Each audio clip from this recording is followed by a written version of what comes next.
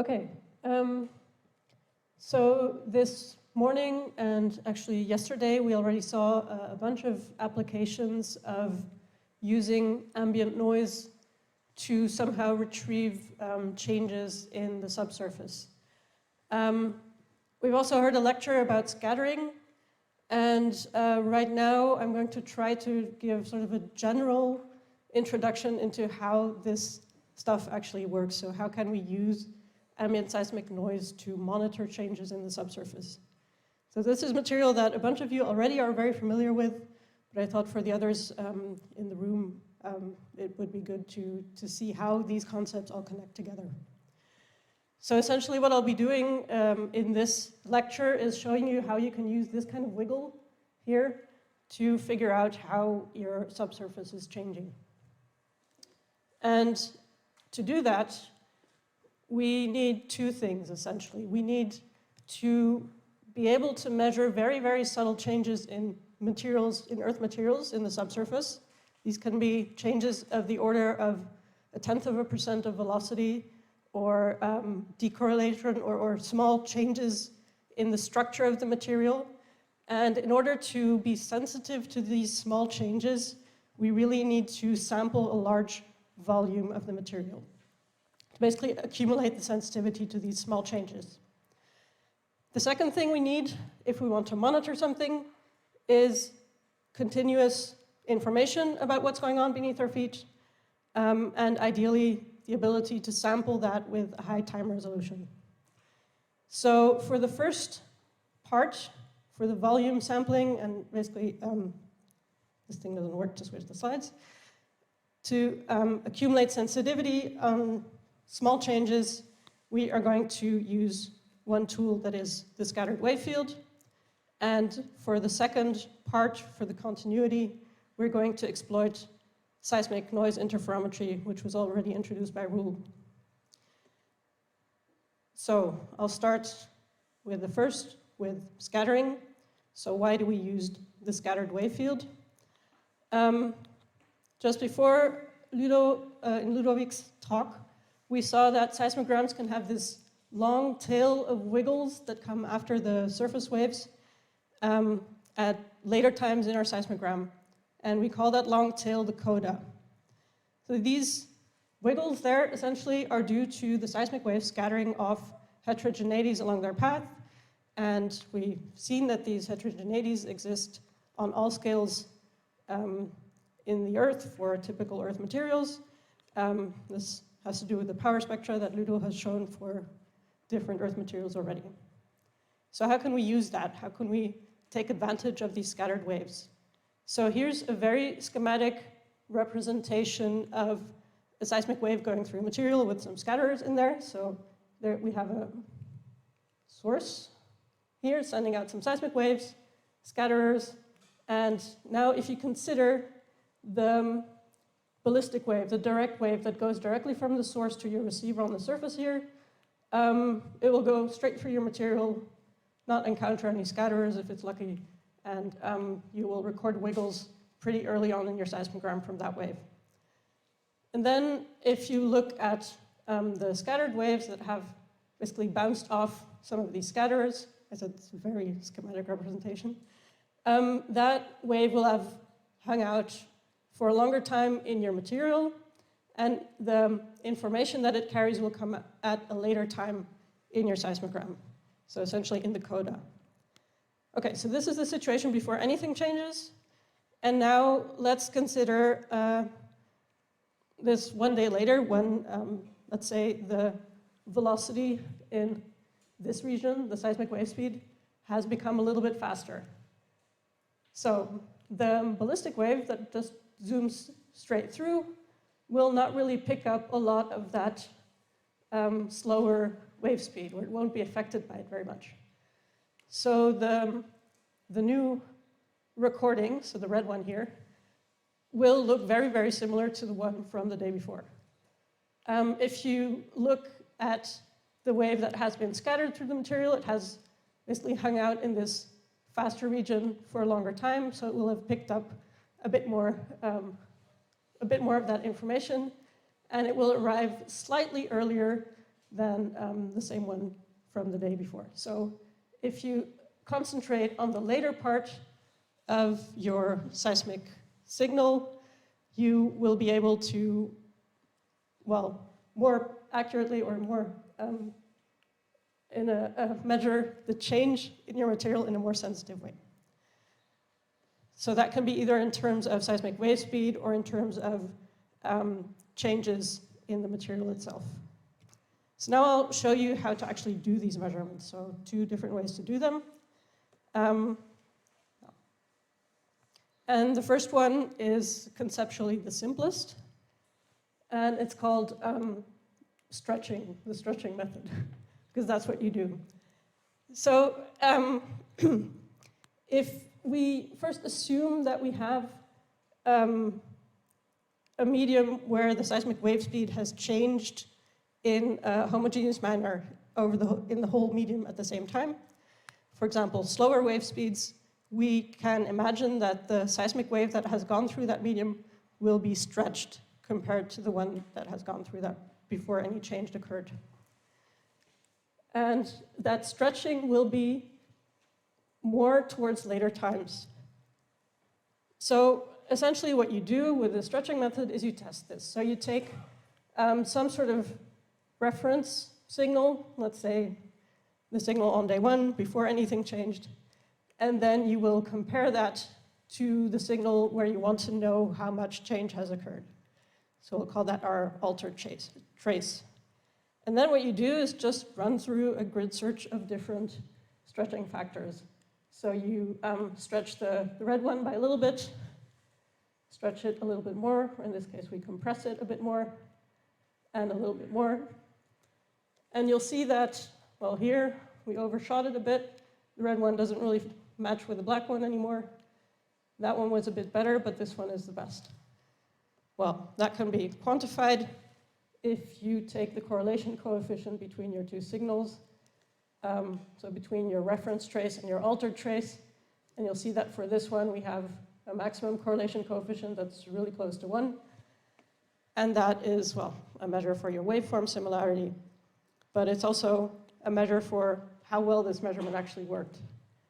So it acts as a sort of quality control of your measurement as well. So then you pick the stretching factor that corresponds to this maximum value of correlation coefficient. We typically call this stretching factor epsilon, and that epsilon, depending on how you coded it, will be either proportional or inversely proportional to your change, so your relative change in seismic wave speed. Okay. Yeah, so like I said, this correlation coefficient essentially gives you a measure of how well this grid search performed in finding a version of your altered trace that matches well with the reference trace. But it's also a way to characterize really localized changes in the medium, as we'll see a bit later. Okay, so that's the first way to measure these changes in seismic wave speed. The second one is called the moving window cross spectral method. I always trip over that one. And you start with something pretty similar. So you have a black signal, which is your reference trace, and then the red one is the signal where you want to know how much the wave speed has changed in your medium. Here, instead of treating the whole signal at once, you'll cut up your signal into short time windows, typically more than 1 period or more than 2 periods. And for each of those time windows, you're going to determine the phase shift. And you're going to measure that phase shift. You can either do that in the time domain, but what is usually a little bit more stable is to do that in the frequency domain. So what you'll typically have is linear regression in the frequency domain to fit the phase at different frequencies. Again, if you have a homogeneous change of velocity everywhere in your medium, this phase should change linearly with frequency. Okay, and you repeat that for a bunch of different windows. That will give you something like this. Oh, the blue line shouldn't be there yet. So you'll get one measurement point of your phase delay for each time window. You take a linear regression through that, and that is inversely proportional. The slope of that line is inversely proportional to the wave speed change in your medium. All right, so these are the two methods that I think are most used in the community. They each have some advantages, some disadvantages. So this stretching method is typically pretty robust. It works well if your signals have lower signal-to-noise ratio. And you're integrating over the whole Coda, so in some cases you can detect weaker changes. The fact that you can use slightly lower signal-to-noise ratio input signals means that you can also obtain a slightly better time resolution. The disadvantage is that it's pretty brute force. You're doing grid searches for each step, so it's computationally a bit slower, and it is quite sensitive to changes in the amplitude spectrum. So if your ambient noise field that illuminates your material changes in terms of spectrum, then you really need to be careful when you're interpreting the results from this approach. For this moving window cross-spectral analysis, that one is really more robust when there are errors in your station clock, in the station timing, because this linear regression can basically move up or down vertically. That doesn't matter, you still get the correct slope out of it. So if people want to do this on OBS, for example, I would suggest using this approach. It's also a bit less sensitive to changes in the amplitude spectrum. And since you're looking at delay times in different windows along the Coda, you could actually get some information about variations in the delay time along the Coda. And we'll again see later on that that could be very interesting potentially.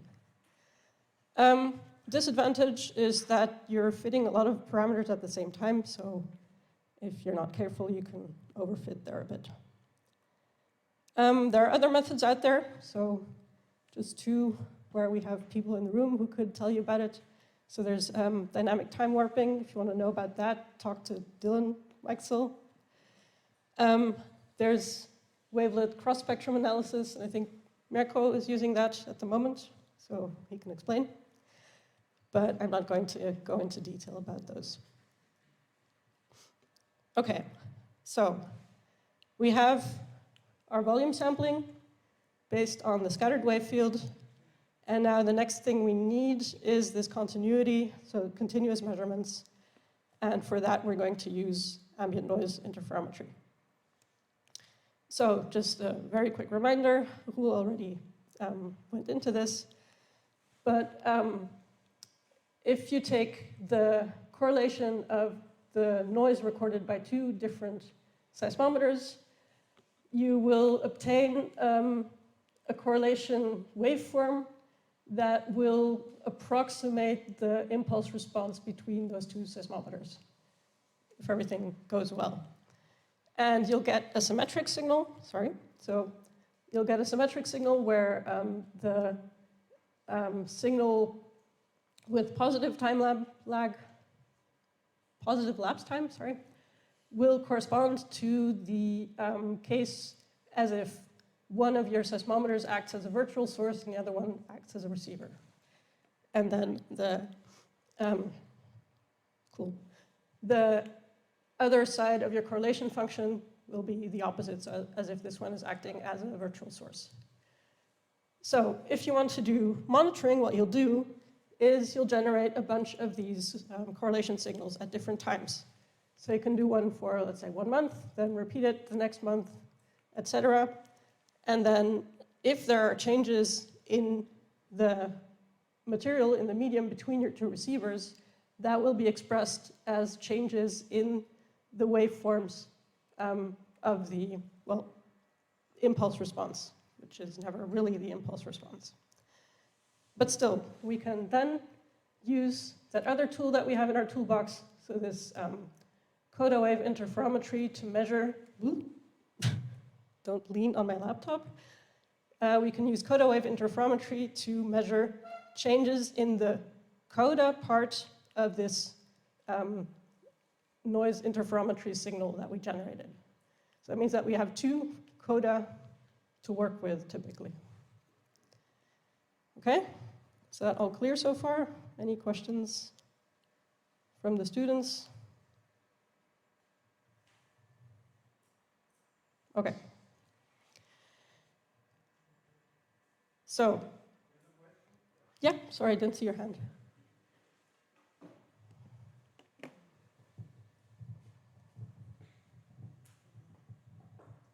you, Celine. I have a question related to the Coda wave.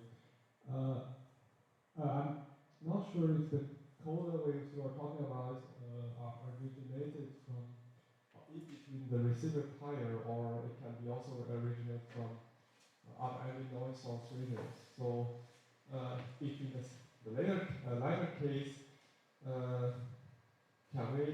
if the Coda waves generate in the source region, not in between the receivers, can we still rely on the variations we extract from this part of Coda waves? So, or maybe to make it simpler. So the Coda waves, maybe not in between the receivers, it can be also generated near the source region. So, in that case, can we still using it, or? So the source region in this case is are the different ambient noise sources, like Eleanor talked about on Monday. They usually don't generate Coda directly in that sense. What you do with ambient noise interferometry is you're essentially extracting the seismic waves that propagate more or less coherently between those two stations. So you're sort of trying to pick out the Coda waves that you would get as if you had a source at one of the stations only. Then, of course, as was already pointed out a couple of times this week, is that these assumptions don't always hold, or actually almost never hold in the real Earth. But yeah, how to deal with that is still an open question, I think. I don't know if I answered your question with that.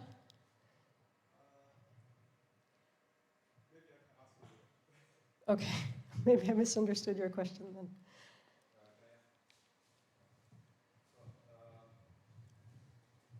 You showed before the searching method, and so I read something about the fact that Coda waves are more sensitive to the shallow medium at the beginning, and then they became more sensitive to the depth. Mm-hmm. So is it possible to use like this information to get a kind of 1D model of dV over V, let's say, or something that is, let's say, too complex? I don't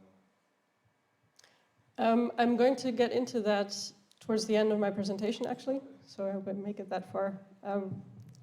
Otherwise, I guess Christoph will catch up on Thursday. But yeah, that's a good point. So far, we've been assuming that we have basically a homogeneous change in velocity in the medium surrounding our two receivers. But of course, that's not always the case. You might have a depth-dependent or a lateral location-dependent change. And then things get a little bit more complicated. That's true. So I'll try to explain that later. Any more points? All right. Philippe is telling me to hurry up. Okay. Okay, so we have our continuous measurements now because we have our seismic noise interferometry that we can use anytime we want. The second point is that we need good time resolution. And there we need to be a bit careful with how we generate our signals, because typically when you do this seismic noise interferometry, you cannot do it just for one day and expect to have a correlation signal that has a good enough signal-to-noise ratio to work with. So what we typically do is stack over several days of records, so like 10 days or a month, to get a decent signal. So that's how you try to get like a stable waveform in your Coda.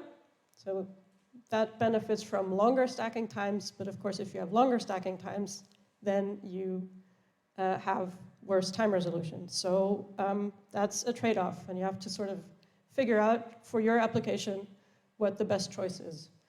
So what we typically do there is look at how the waveform coherence between an initial stack and then a stack that is a little bit longer and longer develops. And here's an example where you see that after already one day, we have pretty good waveform coherence, and it stabilizes around that level. Another way to look at it is to characterize the signal-to-noise ratio of your signal by taking a window here at the end and then comparing that to the chosen signal window and see how that develops over time. And there you want to basically find a point where you have a good enough value here, but with as short a stack as possible. So yeah, that's a trade-off that I think you need to be aware of. Okay, so now we have our tools. We have our scattered wave field, and we have our noise correlations. And I'll try to be quick on this one, but I wanted to show you an application of this where we monitored velocity changes using DAS. And this was work done by a master's student who was in Hamburg, Regina Maas, and the work was done in collaboration with GFZ Potsdam with Philippe Jousset, actually. So the setting is we are in Iceland, the Reykjanes Peninsula down here, and over there we have a volcanic zone indicated by the yellow circle here, some geothermal areas with purple blobs. And in 2020, the GFZ used a DAS interrogator to measure along about 20 kilometers of telecommunication fiber, which is this black line here. This interrogator, it was Brubeck. Okay, Dave, or what's his name? Yeah. Okay. During that deployment, there were 2 inflationary periods here that were associated with a decent increase in seismicity. So the objective of this study was to see if we can identify changes in the seismic wave velocity that are caused by this deformation. And the second question we posed is whether we could exploit the spatial sampling of DAS to somehow improve the measurements that we did. So just to contrast DAS measurements with typical seismometer measurements. So with normal seismometer measurements where you would have a reasonably sparse array of seismometers, like the red triangles here, you would typically obtain relatively few cross-correlations for stations that are quite far from each other. And that makes it challenging to find out where your velocity changes that you measure with these stations are actually occurring. With DAS, okay, go on, you have extremely dense spatial sampling. So in this case, we had 4-meter channel spacing. So that means that you can obtain many, many cross-correlations between stations that are really close to each other. And that's something that we tried to exploit. So what Regina did is she followed the workflow that I described before. So in the first step, she did ambient noise interferometry between a few hundred of the channel pairs along the fiber. We filtered between 0.5 and 2 hertz, and we had about 5.5 months of data. As I said before, it's DAS recordings with about 4-meter channel spacing. So I think more than 5,000 channels in total. Okay, in the second step, we figured out where the Coda was in our signals and measured the seismic velocity changes on that Coda. The reference trace that we used, so the black one you saw in the previous slides essentially, was the stack over the whole 5 months. And then we chose a stack length of about 10 days as the trace that we compared.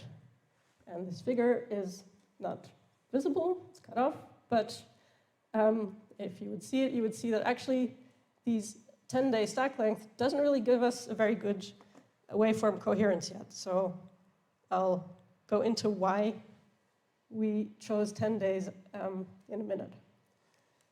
So we had to focus on only part of the fiber because there was not enough time or computational resources to do the correlations on all of those 5,000 channels with each other.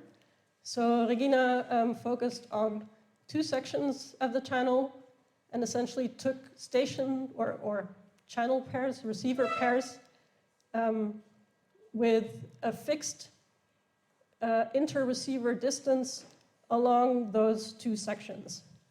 So the way that worked is that she started with the first receiver there, with the first receiver there, and then moved that along the sections downward. Here we'll fill in these plots. On the bottom, we'll see the correlation coefficients that we obtained for the 5 months of data for all the different station pairs, and up here the same thing for the velocity variations. So, starting at the northwest end of the sections, we got these measurements, and then moving downwards along the sections, you see how those plots build up. And it turns out that the velocity changes look kind of randomly distributed here.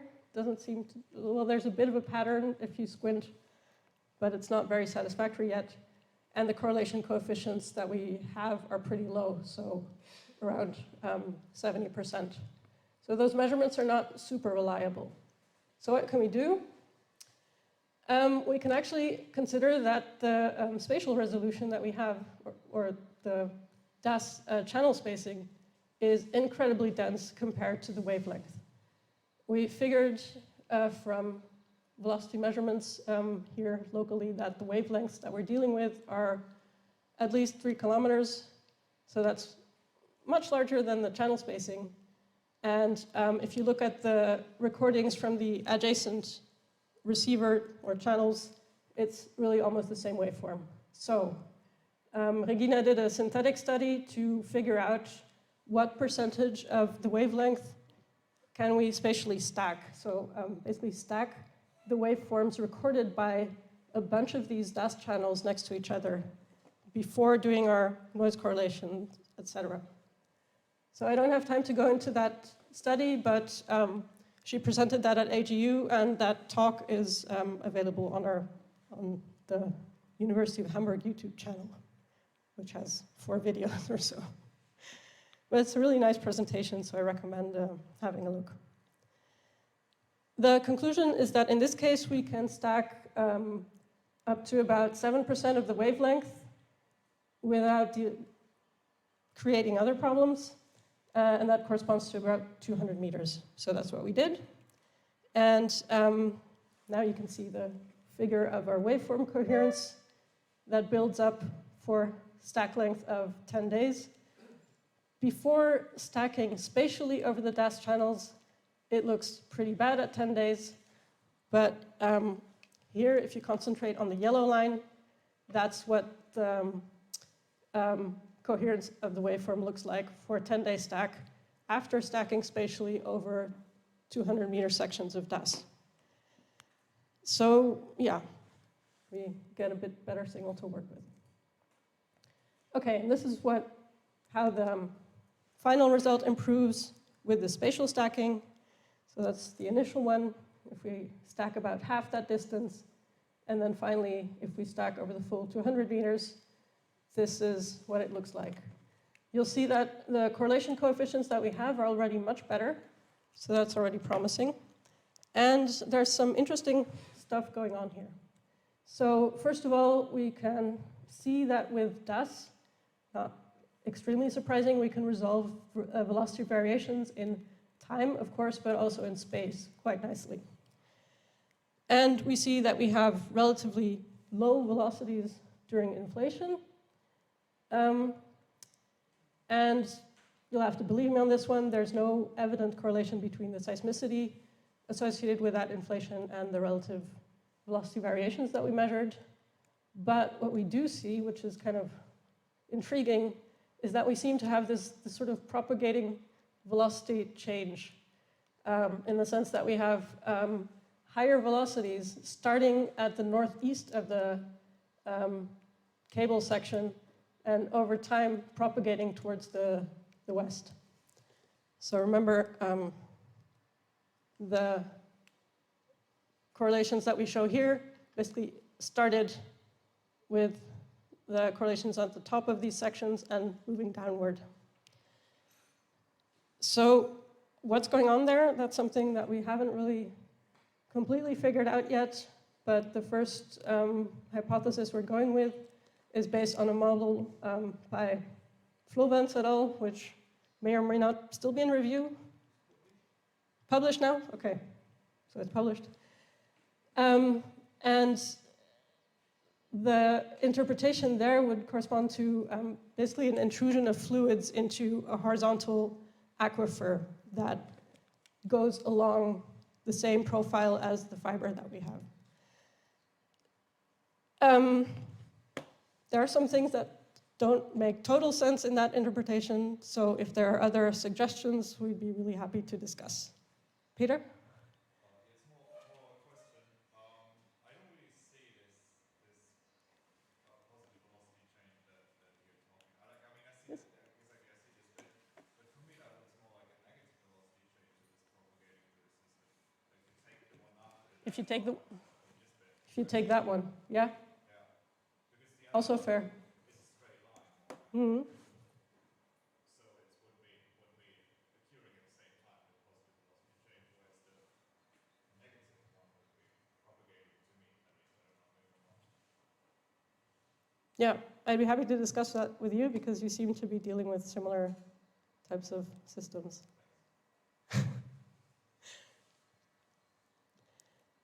Okay. How much time do I have? Not much. Okay. So I'd like to at least go in the direction of answering Mirko's question still. So, okay, I'll try to go fast. So with these DAS measurements, we've seen that we can resolve the velocity variations in space roughly, but that's still a big open question in these types of measurements is how can we actually locate the velocity changes that we're seeing or even the structural changes that we observe? Because remember, we're dealing with scattered waves, Coda, which has sort of been everywhere in your medium. That's why we're using the Coda, but that also means that it's really difficult to pinpoint where the change is that you actually measured. So yeah, the challenges here, Coda's waves follow a really complex path, and scattering also converts energy between different wave types, and different wave types have different sensitivities. So which wave speeds is it that we're really sensitive to? And this is, these are big questions which are taking some time to answer, I think. Again, schematic representation, and this is slides that are provided kindly by Anna Obermann. If you consider the way the Coda looks after like homogeneous velocity perturbation, like we were assuming so far. So a change in velocity that is more or less everywhere in your medium, then the like individual wiggles of the Coda will be shifted back and forth with a pretty clear phase shift.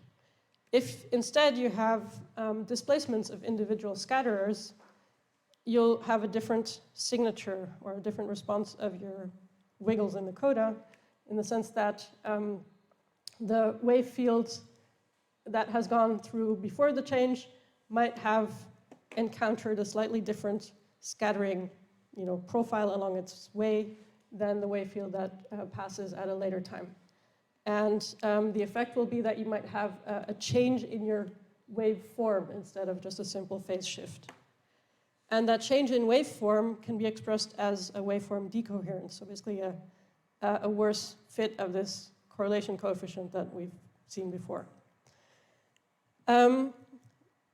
So we know that these individual wiggles of your coda might respond differently to different changes in your medium, but you cannot really invert directly from these wiggles because the waveform that you see is not really, it's deterministic, I guess, but the way to make sense of that information is rather to do an imaging procedure that is based on the sensitivity of multiply scattered waves that is based on probabilistic principles. I'm not sure I'm explaining that very well. So essentially we can describe the probability that a wave has traveled between two parts of a medium and encountered part of the medium there.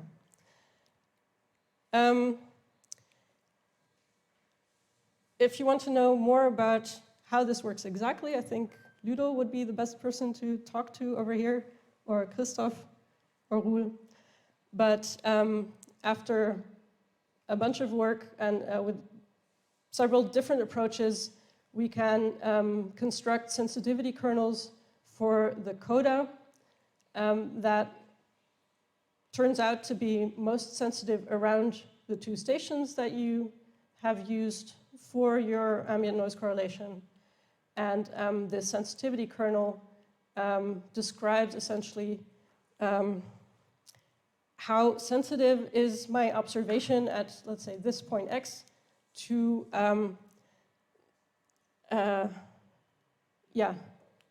how sensitive is that observation at point x at a specific time t in the coda. So this sensitivity kernel changes as a function of time in the coda. So here you see two examples at, like, say, an earlier time in the coda and a slightly later time where the wave field has been more diffused. So it's picking up more information about like a larger spatial area around the two receivers. But the main sensitivity is still around the receivers.